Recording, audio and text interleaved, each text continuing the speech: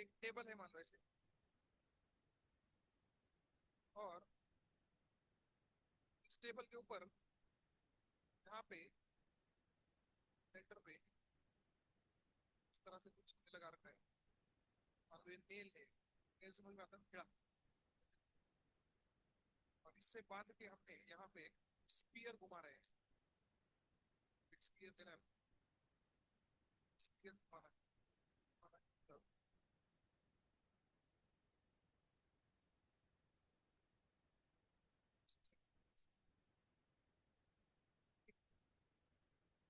ये स्पीयर क्या करेगा, ये स्पीयर ऐसे सर्कल में घूमेगा, ठीक है? घूमेगा भी कैसे, ये स्प्रिंग है, मास देखो घूमेगा ऐसे। और प्योर रोल भी करेगा, क्या करेगा ये, प्योर रोलिंग करते करते जो है इसके ऊपर चलने वाला है, ठीक है? इस तरीके से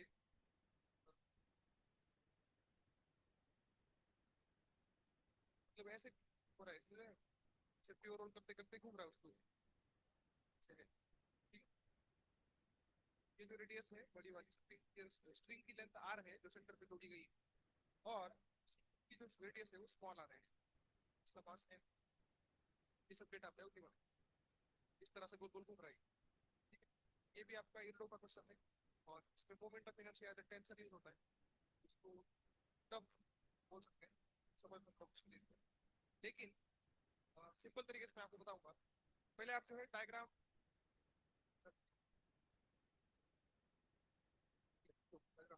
बना,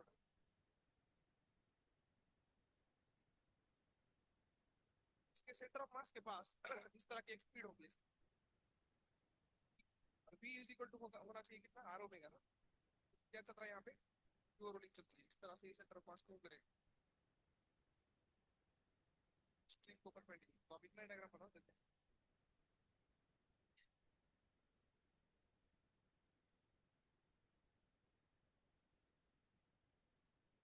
अब इसके बारे में अपने को आराम से सोचना है कि कैसे चलेगा, इमेजिनेशन अगर नहीं होगा तो आंसर पक्का गलत निकालेंगे। इसलिए आंसर क्या निकालना है, लेकिन मुझे बताया नहीं। क्वेश्चन ये है कि write down the total kinetic energy of sphere, total kinetic energy of sphere,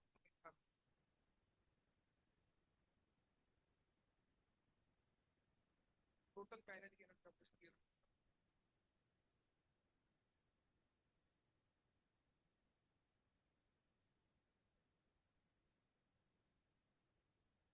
कल मैंने एक फॉर्मूला दिया था टोटल काइनेटिक एनर्जी का, क्या था? वो किस दिया था, वो किस दिया था, प्योर रोलिंग चल रही है ग्राउंड के ऊपर, स्ट्रेट लाइन में मूव कर रहा है, क्या लगे, क्या लगे ना? ये तो सर्कुलर कर रहा है मोशन। तो क्या बोला था, half M V square plus, तो दोनों एनर्जी लिखनी पड़ेगी। ये भी दिया था ना ऊपर, half M V square plus half I C M omega square, दिया था ना? हाफ एम वी स्क्वायर में एम क्या था, mass of the body, V क्या था, सेंटर ऑफ मास की स्पीड, दैट इज ओके। इसमें प्रॉब्लम क्या है, ये फॉर्मूला लगाने में आई सी एम आ रहा है ना टर्म, तो कौन बताएगा आई सी एम का आंसर, ये सॉलिड स्फीयर है।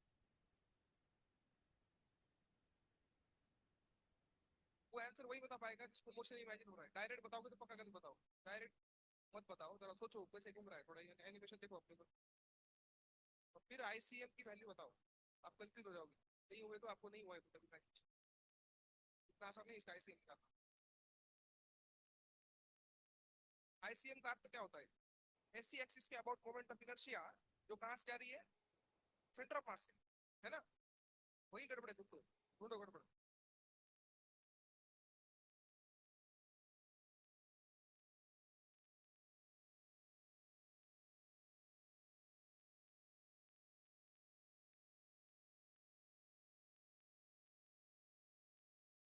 स्फीयर का रोटेशन नॉर्मल नहीं है तो अजीब है, इसमें कौन बताएगा?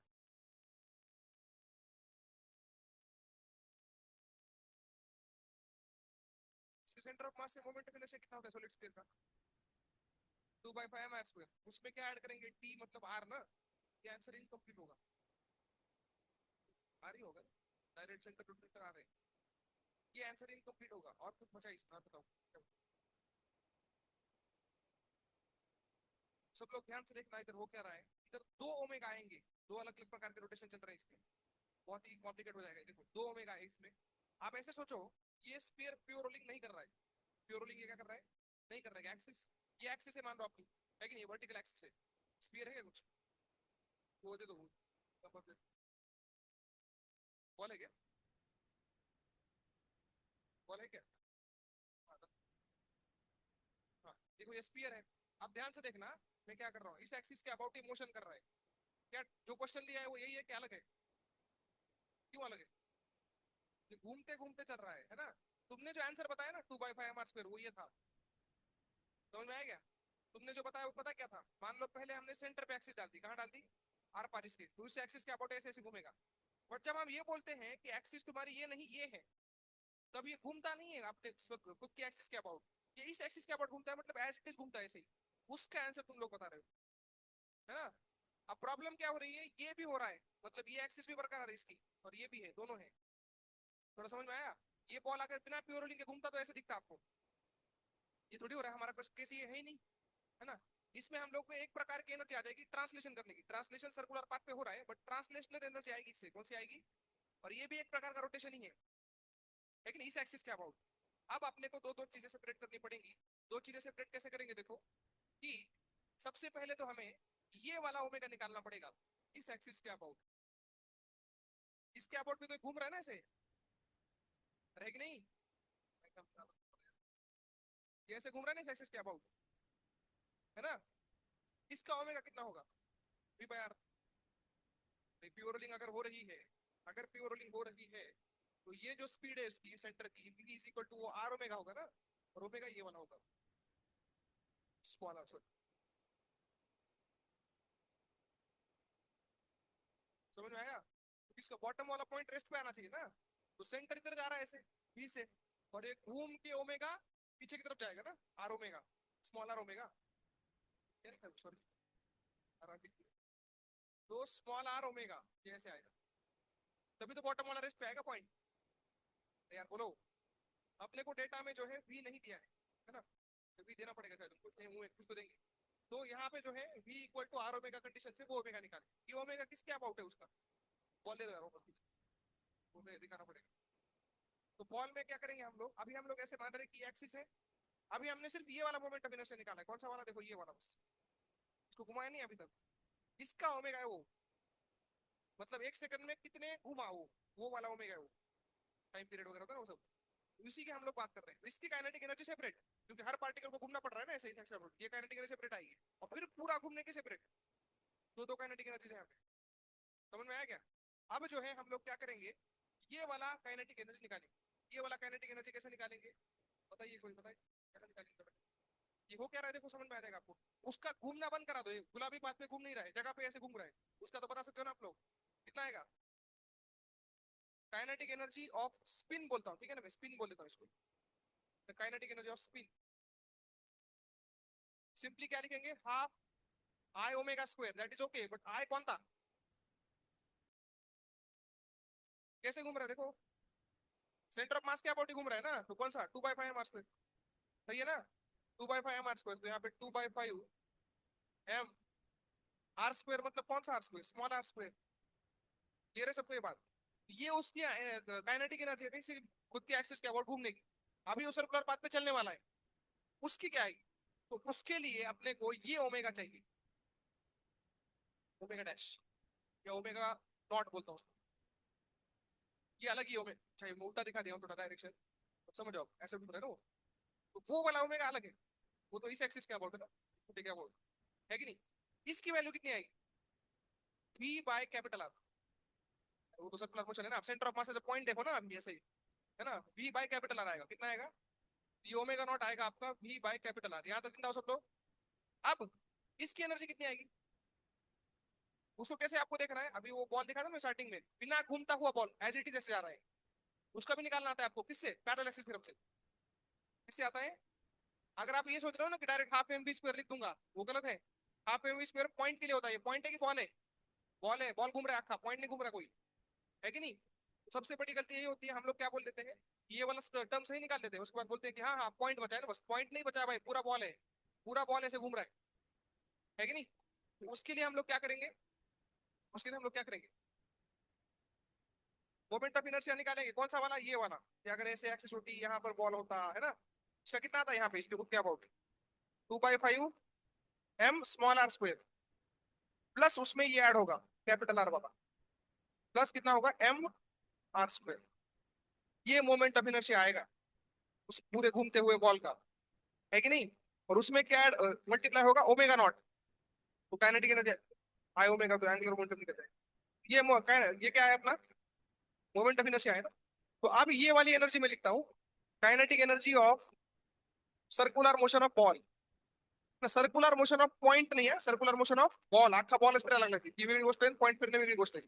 Okay, kinetic energy of circular motion of ball कैसे आएगा, देखो सब लोग, तो ये आएगा हाफ एम की जगह ये आएगा ये पूरा 2/5 M R square plus M into R square, ये हो गया, इंटू हाफ आए क्या से ओमेगा स्क्वायर, ओमेगा स्क्वायर मतलब V square by R square. समझ में आया? तो एक वी अपने को मान लो दिया यहाँ पे, क्वेश्चन डेटा में वी ऐड कर लो, सारे आंसर वी के टर्म्स में हम लाएंगे। मतलब वी इसकी लीनियर स्पीड है, linear speed of centre of मास किया, तो वो गिवन डेटा में है। तो सारा आंसर किस में आ जाएगा, फिर वी के फॉर्म में आ जाएगा। यहाँ पर भी वी को कैसे डालेंगे हम लोग, देखो यहाँ पे आएगा हाफ, हाफ तो पड़ जाएगा, देखो क्या बचेगा यहाँ पे, एम वी स्क्वायर बाई 5 बचेगा, देखो omega square R square is V square, ठीक है, एम वी स्क्वायर बाई 5 ये फैक्टर बचेगा। और ये फैक्टर कितना होगा, इसमें कुछ तो आएगा बड़ा सा, इसमें ऐसे ही है, मतलब वी स्क्वायर तो ऑलरेडी आ चुका है ना। यहाँ पे देखो क्या हो रहा है, ये इधर डाल दो, क्या हो जाएगा, ये भी डाल दो इसमें, एम बाय 5 बचेगा पहले तो, और ये R square by R square बचेगा, यहाँ से आर स्क्वायर भी डाल दो ना, और वी स्क्वायर बचेगा, है ना। ये पहले टर्म हो गई, इस टर्म में क्या बचेगा, एम वी स्क्वायर बाई 2 बचेगा, है ना। यहाँ पे क्या बचा, देखो एम वी स्क्वायर कॉमन अगर ले लूं मैं, तो 5 R square by capital R square plus 5 R square by capital R square बचा था, प्लस यहाँ पे 1/2 बचल है ना, और उधर का 1, एम वी स्क्वायर बाय 5 है, तो ये भी अगर ऐड कर दे तो बाद में सब एम स्क्वायर कॉमन आके फिर 1/5 ऐड हो जाएगा, 1/2 1/5 ऐसे करके आंसर कुछ तो आएगा। समझ गए सब लोग, इस तरह से आएगा।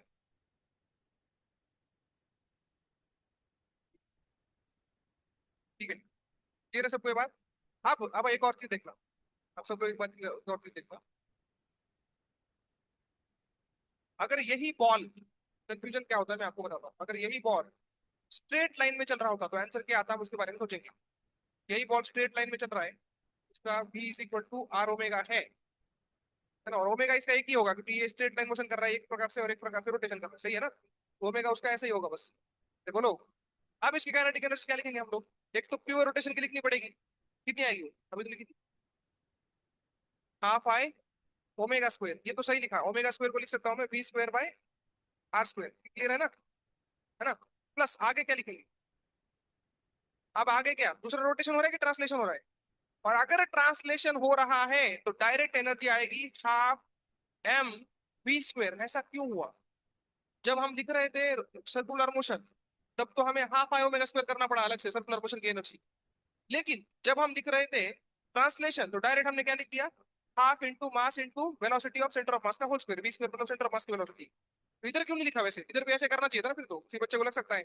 यहाँ पर भी ऐसे करो, ये एनर्जी आपने सही निकाली, दूसरी एनर्जी आप लिखो half M into V C M square, खत्म।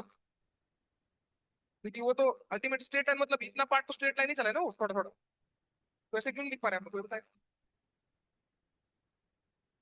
यहाँ पूरे सिस्टम का रोटेशन हो रहा है, यहाँ क्या हो रहा है, एक कॉमन ऑब्जर्वेशन आप कर सकते हो यहाँ पे आप एक कॉमन ऑब्जर्वेशन कर सकते हो, यहाँ पे आपका जो सिस्टम है पूरा, इसके हर पॉइंट की वेलोसिटी अलग अलग है ना, तो इसकी 2v है, इसकी v है, 0 है ना इसकी, ऐसे है। और यहाँ पे हम देख सकते हैं कि इसका हर पॉइंट स्टेशनरी मोशन नहीं कर रहा है, हर पॉइंट क्या कर रहा है, अलग अलग रेडियस पे घूम रहा है कि नहीं। हर पॉइंट सर्कुलर मोशन क्या कर रहा है, अलग अलग रेडियस पे घूम रहा है, तो वो केस और ये केस बिल्कुल क्या है, अलग है। इस केस में क्या था और उस केस में क्या था, आप ध्यान से देखो, अलग है पूरा। हर एक पार्टिकल की एनर्जी क्या आएगी, अलग अलग आएगी, वेलोसिटी अलग अलग आएगी। तो मैं बस ये बोल रहा हूँ कि आप ऐसे मत सोचना कि इसका स्ट्रेट लाइन में चलना और इसका सर्कल में चलना सेम है, नहीं है सेम।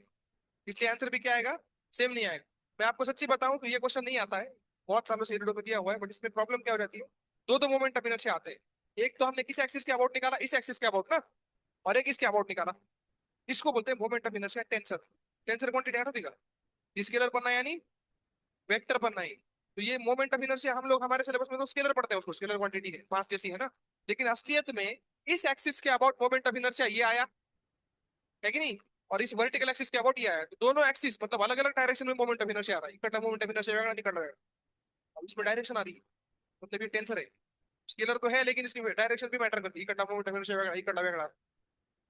समझ में आएगा सबको, तो ये टेंसर क्वांटिटी जैसा बिहेवियर है इसका, तो इसलिए जो है मैंने आपको थोड़ा बहुत बता दिया। बाकी एग्जाम में आने के चांस बहुत ज्यादा कम है।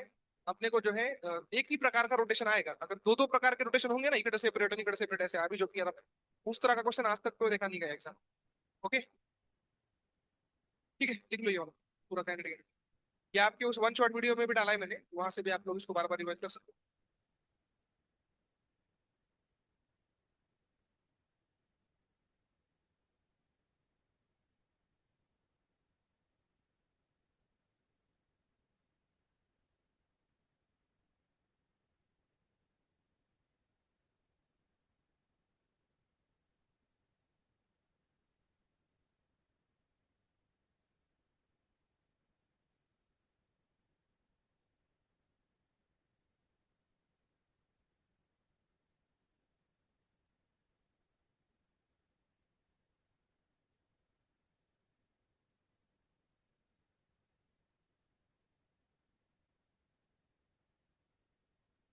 अब इसको ऐसे भी लिख सकते हो, सब लोग ध्यान से देखना, इस एक्सिस को एक्स एक्सिस बोलते हो, इसको वाई बोलते हो। तो पहली काइनेटिक एनर्जी किसके अबाउट स्पिन में निकाली हमने, एक्स एक्सिस के अबाउट, तो दूसरी निकाली हो वाई के अबाउट। इस तरह से अलग अलग एक्सिस के अबाउट अलग अलग रोटेशन लेके हम लोग इसमें एनर्जी लिख सकते हैं।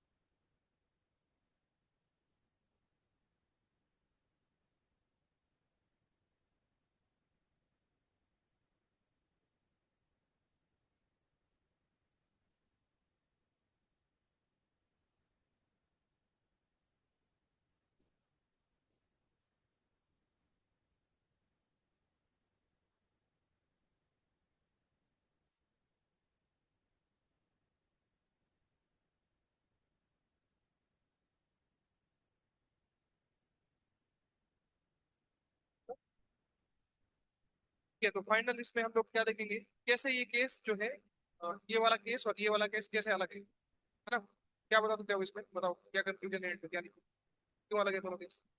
देखो एक बात तो सेम है, दोनों में ये टर्म तो सेम आ रही है ना, तो इसका खुद के अबाउट घूमना कोई खास बात नहीं है, वो तो सेम ही है। खुद के अबाउट घूमना बंद करा दो, खुद के अबाउट घूमना क्या कर दो, बंद करा दो, आपके पास क्या बचेगा? इस वाले केस में बचेगा एक बॉल सरल डालना ऐसा बिना फिरता, ये कैसा लगेगा? और इस वाले में क्या बचेगा? एक बॉल ऐसा गोल गोल फिरा है बिना फिरता, मुझे तो बोलती मैं दो का क्या होगा? जब बॉल बिना घूमते हुए सीधा सीधा चलेगा ना, तो इसके हर पॉइंट की स्पीड कितनी होगी? वी, कोई भी पॉइंट लो, घूमना बंद कर दिया ना हमने अभी, तो हर पॉइंट की स्पीड कितनी होगी? वी। लेकिन अगर बॉल ऐसे घूम रहा है, बिना खुद के अबाउट मूव किए ऐसे घूम रहा है, तो हर पॉइंट की स्पीड अलग होगी, क्योंकि ये वाला पॉइंट जो है ये पास में है, देखो रहेगी नहीं, तो इसकी स्पीड कितनी होगी? इसका डिस्टेंस मान लो R1 है, तो इसकी होगी R1 ओमेगा नॉट, कितनी होगी?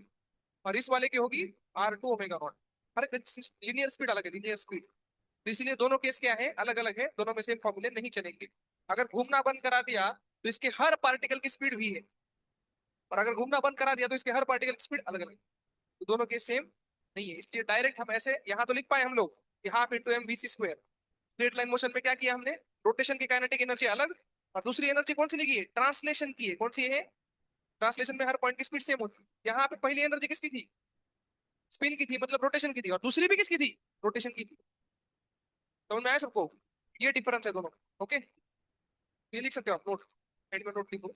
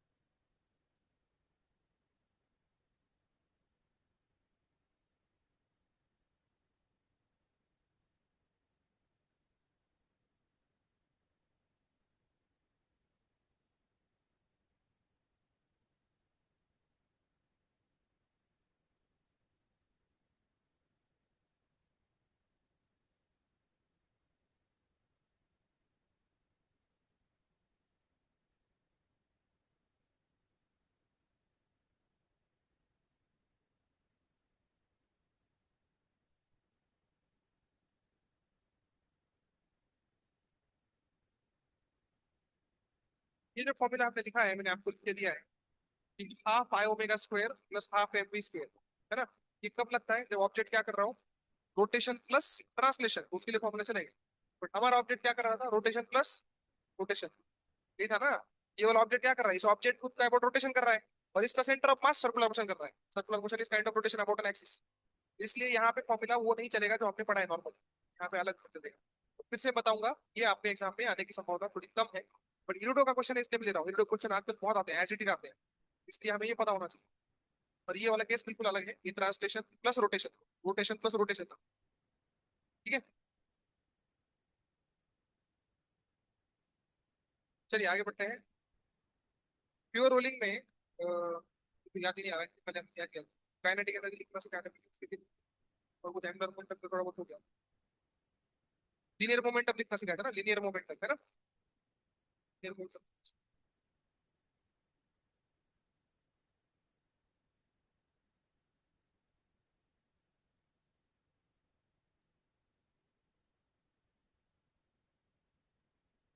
चलो एक क्वेश्चन करते हैं हम लोग, क्योंकि अभी लीनियर मोमेंटम दिख गया है, लीनियर मोमेंटम क्वेश्चन लिखता हूँ। इसमें क्या है, देखो एक रॉड है, इसका मास m, लेंथ l, वो सब है, और ये फ्री रखा है। कैसे रखा है ये? फ्री रखा है बिल्कुल, कोई टेंशन नहीं। अचानक से क्या होता है, इस पाथ पे जो है एक बॉल आ रहा है छोटा सा, इसका भी मास m है, और इसकी जो स्पीड है वो है v1। स्पीड है इसकी v1 स्पीड है, इस तरह से आ रहा है V naught, V naught speed V naught, ठीक है, वी नॉट स्पीड से आ रहा है। और हॉरिजॉन्टल टेबल के ऊपर सब कुछ स्मूथ है, कोई फ्रिक्शन नहीं है, कोई ग्रेविटी नहीं है, कोई टेंशन नहीं, टेबल के ऊपर चल रहा है सब। थोड़ी देर के बाद क्या होगा बताओ? बॉल जब उससे टकराएगा तो क्या होगा आफ्टरवर्ड्स? हो सकता है कि ये गोटी रेस्ट पे आ जाए, हो सकता है चलने रहे, चलती रहे, कुछ भी हो सकता है, depends on which type of collision is there. मैं यहाँ पे बोल रहा हूँ आपको इलास्टिक कोलिजन। कैसे कोलिजन है? इलास्टिक कोलिजन में याद करो, दो मासेस सेम है ना, और इलास्टिक कोलिजन तो क्या होता था? एक्सचेंज गलत। क्योंकि उसमें दोनों क्या थे? पार्टिकल। एक पार्टिकल एक रिजिड बॉडी, उसमें ये सब नहीं चलेगा। हमने कोई भी चीज याद रखी है तो उसकी कंडीशन याद रखा करो, हमेशा वैलिड नहीं होती। वो कब याद रखा था हमने? जब दोनों क्या थे? पार्टिकल थे ना, और पार्टिकल में सिर्फ ट्रांसलेशन हो सकता है, रोटेशन हो ही नहीं सकता। तो वो बिल्कुल अलग केस था। यहाँ पे ऐसा नहीं मान सकते हम लोग डायरेक्ट। समझ में आया सबको? अब जो है इसमें क्या मान सकते हैं वो बताऊंगा मैं आपको। वो फंडा वैलिड है जो हमने याद रखा है, बट किस तरह से वैलिड है उसमें ध्यान से देखना। पहली बात समझो कि वो केस अलग क्यों है, ये क्यों अलग है। ये क्यों अलग है? क्योंकि इसमें एक बॉडी कैसे आ चुकी है? रिजिड बॉडी, पॉइंट मास नहीं है। अब पहले तो हमें इसमें देखना है इलास्टिक कोलिजन का अर्थ क्या होता है। E is equal to one. और मोर टेक्निकली आपका क्या होता है? Kinetic energy, sorry energy conservation, है ना। एनर्जी लॉस नहीं होती, initial kinetic energy must be equal to final kinetic, ये अर्थ होता है। वो सब हम देखेंगे अब। तो पहली बात तो ये जब उससे टकराएगा तो मैं मान रहा हूँ कि इसकी स्पीड मुझे नहीं पता, नहीं रुका है, मान लो ये इसकी स्पीड है, तो इसकी स्पीड हो जाएगी v1। कितनी हो जाएगी? रॉड का क्या होगा? रॉड क्या करेगा? रोटेशन करते करते आगे जाएगा ना, मतलब उसका सीटीआर होगा। क्या होगा उसका? सीटीआर। यहाँ तक समझ में आया? तो ये बिफोर कोलिजन का डायग्राम है। कैसा डायग्राम है? देखो डायग्राम देखो, बिफोर कोलिजन का डायग्राम। क्वेश्चन है what will happen after collision. हमें सब कुछ निकालना है। आफ्टर कोलिजन क्या क्या हो सकता है वो सब कुछ हमें निकालना है।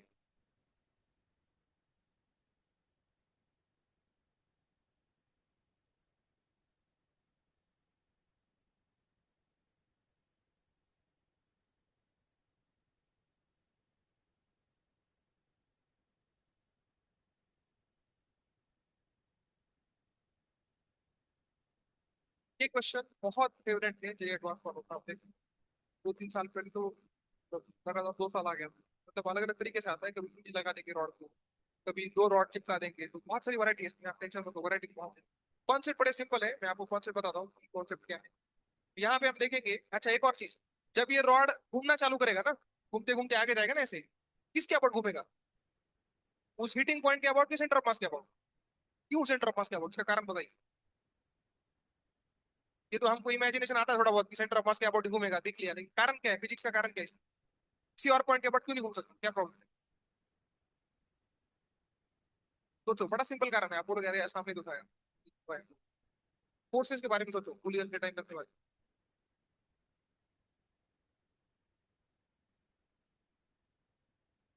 Centre of mass. Actual force नहीं, एक्चुअल फोर्स लगा ना कूलिंग के वेट होता है रट रट रिएक्शन सिस्टम जब होती है। नाही नाही, मी रॉड बद्दल विचारतो, मी रॉड बद्दल विचारतो। रॉडच्या सेंटर ऑफ मास सिस्टम, रॉडच्या सेंटर ऑफ मास फोर्स लागायला ना कोलिजनचा नॉर्मल रिएक्शन, ते व्यवस्थित सांग मला.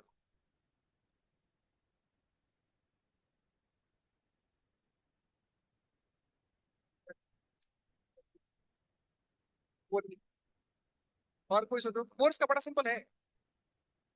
वर्टिकल मध्ये बिल्कुल सही। तो उसके बाद क्या? सेंटर ऑफ मास इक्वेशन बदलत नाही। हाँ बिल्कुल सही, ये वही ना axis centre of mass energy. ये पूरा कॉन्सेप्ट है उसका, ध्यान से सब लोग देखना। इसमें ऊपर फोर्स लगेगा तो आड़वा फोर्स लगेगा ना। अब एफपीडी में हम सेंटर ऑफ मास बनाएंगे ऐसे, उसके ऊपर जो नॉर्मल रिएक्शन फोर्स लग रहा है वो कैसा है? हॉरिजॉन्टल ना। तो वर्टिकल जाने का क्या समझ है सेंटर ऑफ मास का? मतलब सेंटर ऑफ मास ऊपर नीचे नहीं जा सकता, सिर्फ इस लाइन पे चल सकता है कि नहीं? और अगर उसको स्ट्रेट लाइन चलना है तो एक्सिस कहां से घुसनी चाहिए? सेंटर ऑफ मास से। क्योंकि एक्सिस और किधर से घुस गई तो वो सेंटर सर्कुलर मोशन करने लग जाएगा। अरे एक्सिस यहाँ से घुस गई मान लो, तो सर्कुलर सेंटर ऑफ मास तो भीतर सर्कुलर मोशन करेगा ना उसके अबाउट घूमते घूमते।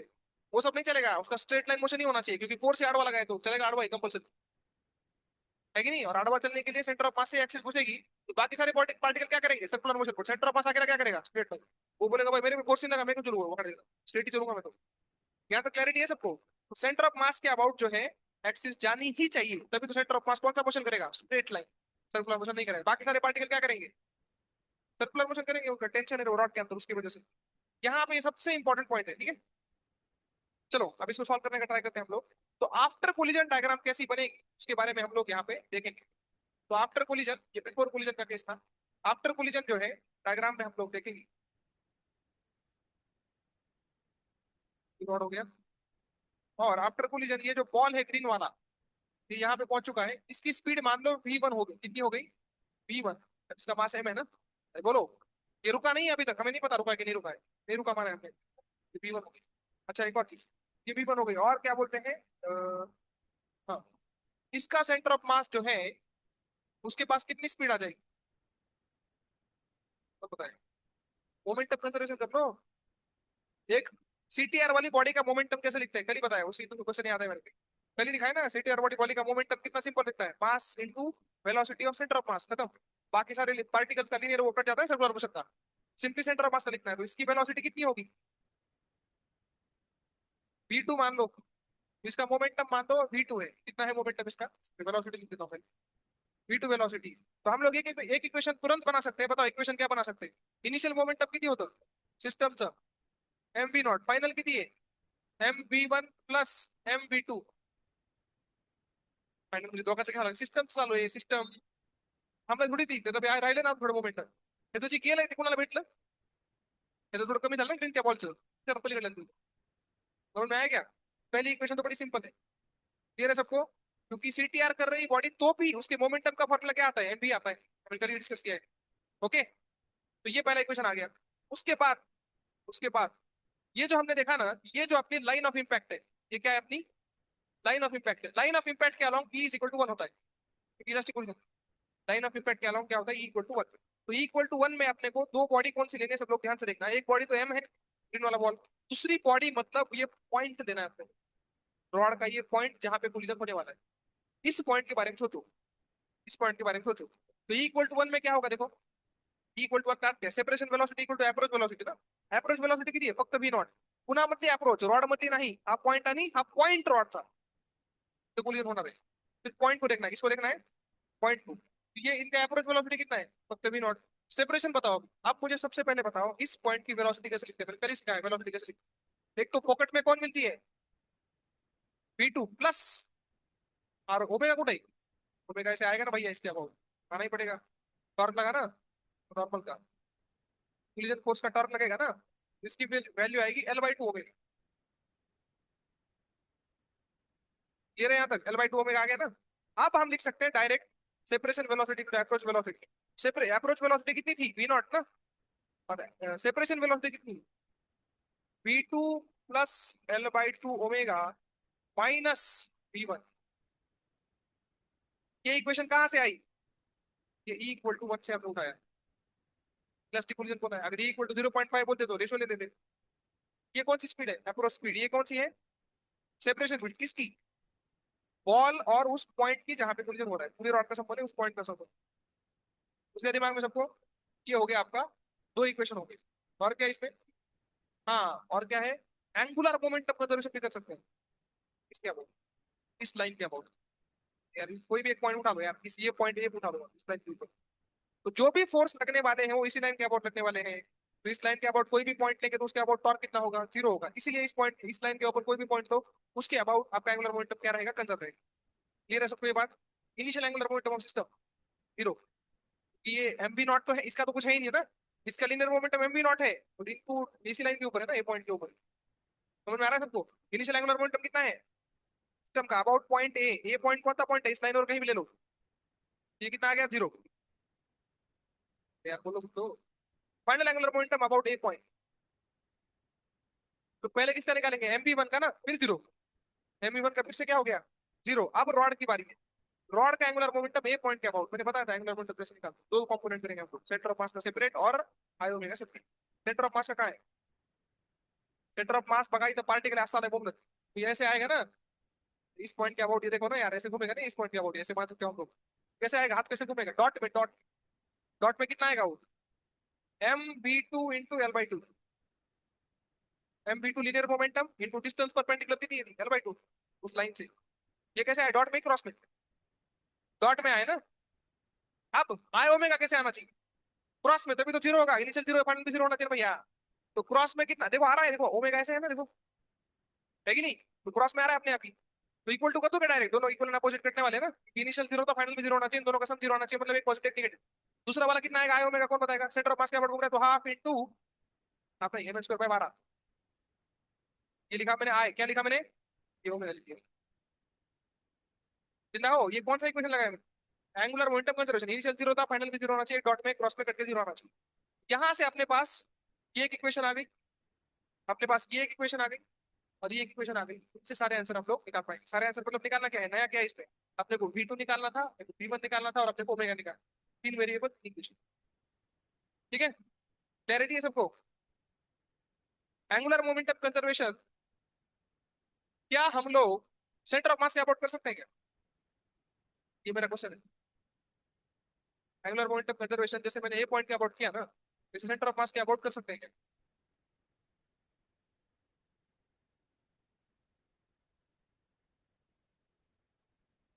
किसी भी वस्तु में किसी भी पॉइंट के अबाउट एंगुलर मोमेंटम कंजर्व कब होता है, जब उस पॉइंट के अबाउट क्या जीरो हो, torque zero.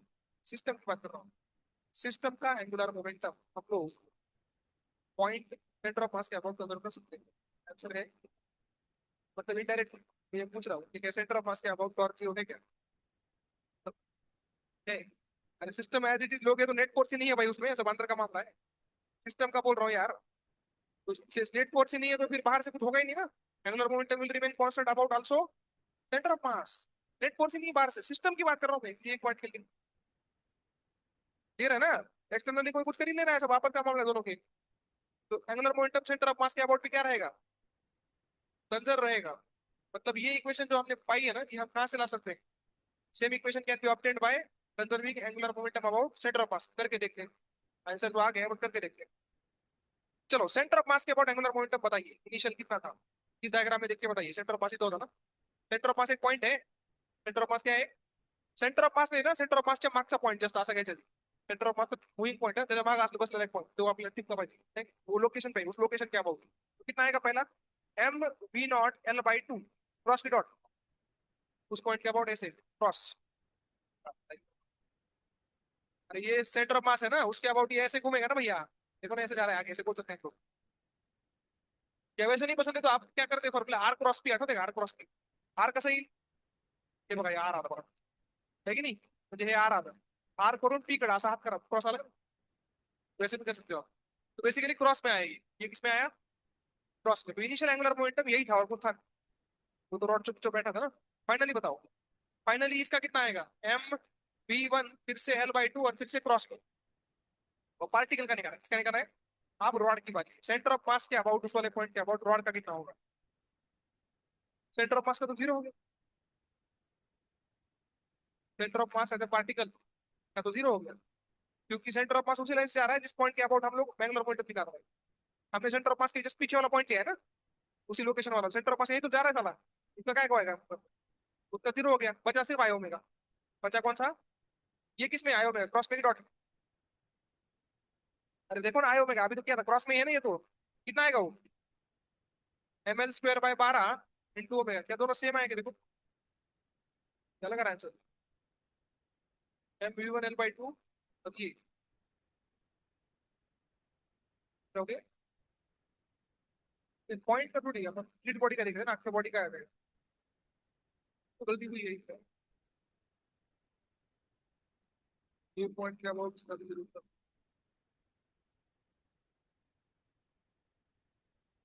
M V1 L/2 plus L/2, ये तो फाइनल एंगुलर मोमेंटम आया था। अगर ये और इक्वल कर दिया तो सेम तो थोड़ी आ रहा है, अलग आ रहा है। M V2 L/2, अच्छा V1 और V2 पे, V2,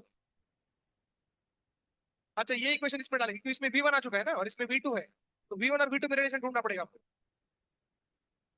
अच्छा ये वाला ना, तो बेसिकली इक्वेशन अलग बनेगी बट आंसर वही आएगा, इक्वेशन अलग बनेगी बट ऊपर के तीन मिक्स होके फिर आंसर क्या आएगा, सेम आएगा। ठीक है, बट ये सब कंफ्यूजन मत करो, मैं आपको सिंपल तरीका बताता हूँ। जिस पॉइंट के अबाउट फोर्स लग रहे हैं उसी लाइन पे क्या ले लो, पॉइंट ले लो, जनरेट कौन करेगा इतना, उसी लाइन के अबाउट पॉइंट ले लो, क्योंकि जनरली वही वैलिड होता है। इस केस में तो बाहर से कोई फोर्स लग नहीं रहा है, मान लो यहाँ पे हिंज डाल देते, क्या डाल देते, फिर तो एक ही पॉइंट बचता जिसके अबाउट एंगुलर मोमेंटम नजर होता, कौन सा, हिंज ही। उसके फोर्सेस के बारे में हमें नहीं पता है। लेकिन अगर आपके पास ऑप्शंस अवेलेबल है तो ऑप्शंस को एक्सप्लॉइट मत करो, हमेशा ऐसा पॉइंट लो जहां से फोर्सेस गुजर रहे हैं। दूसरा लिया तो भी आंसर आ जाता है बट फिर वो कॉम्प्लिकेशन ज्यादा होता है। अगर आपको बहुत एक्सट्रीम याद आता है सबको सारे कॉन्सेप्ट तो आप कहीं भी ले लो, कुछ फर्क नहीं पड़ता। क्लियर है सबको, तो ये भी चलेगा वो भी चलेगा, बट जनरली मेरा सजेशन यही रहेगा कि always choose a point for angular momentum conservation from where forces are being passed, जहां से जा रहे हैं वहीं से ले लो। तो यहाँ पे तीन इक्वेशन, तीन वेरिएबल, क्लियर है सबको। देखो इसके बाद में वैल्यू देके ऐसा ही क्वेश्चन बनाऊंगा, थोड़ा अलग बनाऊंगा, वैल्यू दूंगा, सब कुछ दूंगा, आपको पूरा आंसर निकालना है प्रॉपर, है ना, कॉन्सेप्ट लिखो सर। तीन चीजें लगी है इसमें। एक तो इलास्टिक कोलिजन का separation velocity equal to approach वो लगा है, एंगुलर मोमेंटम कंजर्वेशन लगा है, लीनियर मोमेंटम कंजर्वेशन लगा है। तीनों इक्वेशन से आंसर आया है।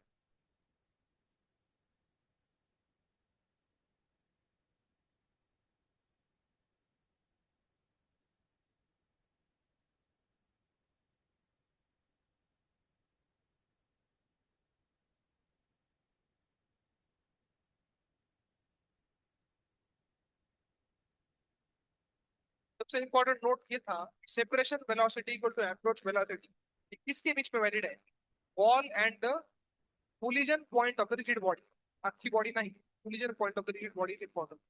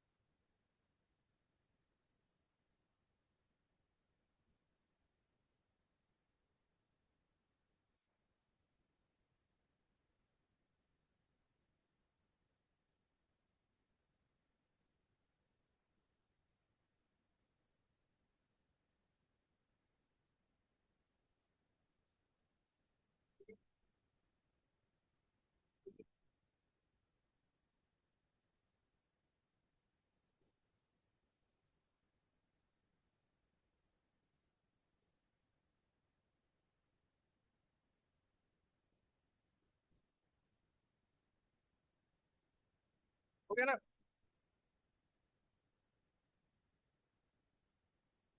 अब तो लोग खड़े हो जाओ। चलो हम छत पे